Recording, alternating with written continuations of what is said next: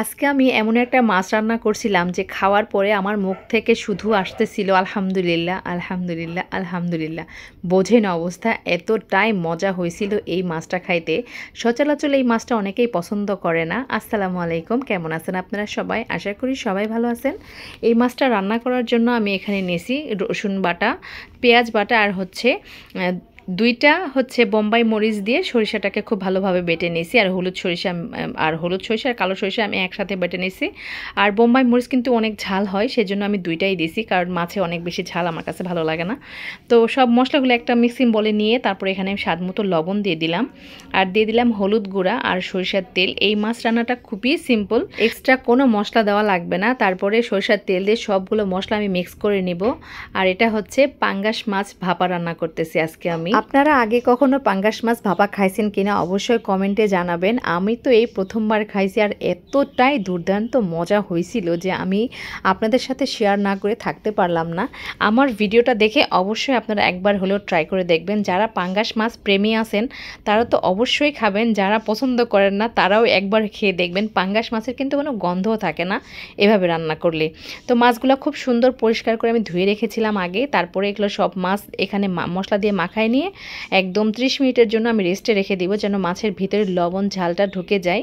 যেহেতু আমি নাকা মরিচ দিয়ে রান্না করতেছি, মানে বোম্বাই মরিচ দিয়ে রান্না করতেছি, মাছটা কিন্তু একটু ঝাল হবে। আর আমার গাছের বোম্বাই মরিচগুলা, আর এভাবেই মেখে রেখে দিব। এভাবে আমি ইলিশ ভাপা করি।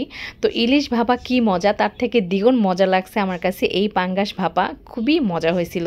আসলে ইলিশ মাছের সাথে কোনো মাছেরই কম্পেয়ার করা ঠিক না, কারণ ইলিশের টেস্টই অন্যরকম, কিন্তু পাঙ্গাস মাছের টেস্টও কিন্তু খারাপ না।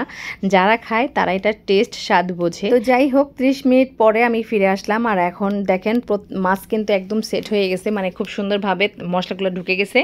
এখন এরকম একটা পুডিং বানাই আমি এই বাটিতে সবসময়। তো এখানে আমি মাছও সব কিছু রান্না করি, চিংড়ি মাছের পাতুরি, ইলিশ মাছের পাতুরি, যেটাই করি না কেন এই বাটিতেই করি। তো ওই বাটিতেই আমি আজকের পাঙ্গাস ভাপাটা করব।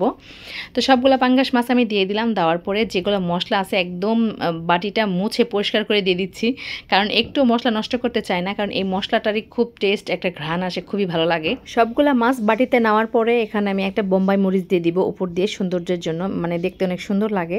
আর রান্নার সময় খুব সুন্দর একটা ফ্লেভারও আসে, মানে বোম্বাই মরিচের ফ্লেভারটা আমার খুবই পছন্দ।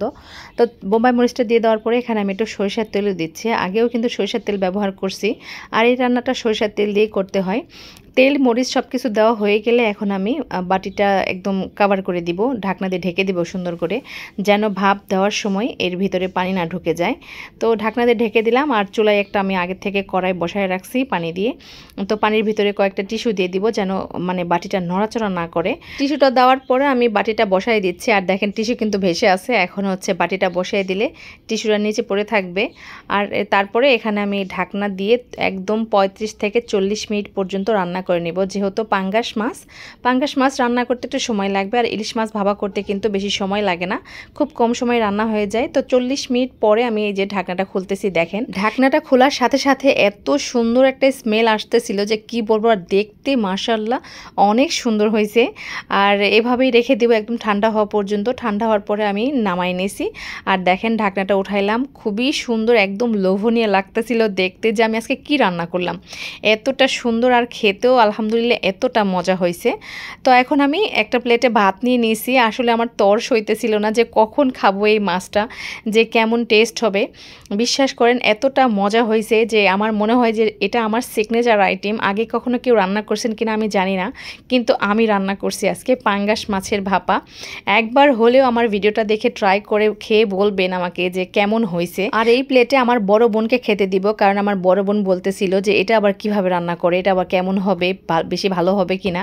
তো এই প্লেটটা রেডি করছে আমার বড় বোনের জন্য, আর আমি এটা দেওয়ার পরে টেস্ট করছি। বিশ্বাস করেন আমার বড় বোন খাওয়ার আগে আমি 2 পিস মাছ অলরেডি খেয়ে ফেলছি, এতটাই ভালো লাগছে। আর আমার বড় বোন খেয়ে সেও ফিদা হয়ে গেছে, বলতেছে তোমার এই পাঙ্গাস মাছ ভাপাটা এতটা মজা হয়েছে। আমার ছোট যাও অনেক প্রশংসা করছে, সে তো বলতেছে আমি খুব শীঘ্রই এভাবেই রান্না করব একদিন। তো আপনাদের কাছে কেমন লাগলো ভিডিওটা অবশ্যই কমেন্টে জানাবেন। একবার হলেও এইভাবে পাঙ্গাস ভাপা খেয়ে দেখবেন, মানে পাঙ্গাস মাছ ভাপা খেয়ে দেখবেন, ইনশাআল্লাহ অবশ্যই ভালো লাগবে। আর ভালো লাগলে কিন্তু অবশ্যই ভিডিওটা শেয়ার করে দিবেন, লাইক কমেন্ট করতে ভুলবেন না, চ্যানেলটাকে সাবস্ক্রাইব করে দিবেন। আর এতক্ষণ ধরে আপনারা যারা আমার ভিডিওটা দেখতেছিলেন তাদের সবাইকে অসংখ্য ধন্যবাদ। তো আজ এই পর্যন্তই, অনেক কথা বললাম, অনেক মজার একটা মাছ রান্না করে খেলাম আজকে। তো সবাই ভালো থাকবেন, সুস্থ থাকবেন, আল্লাহ হাফেজ।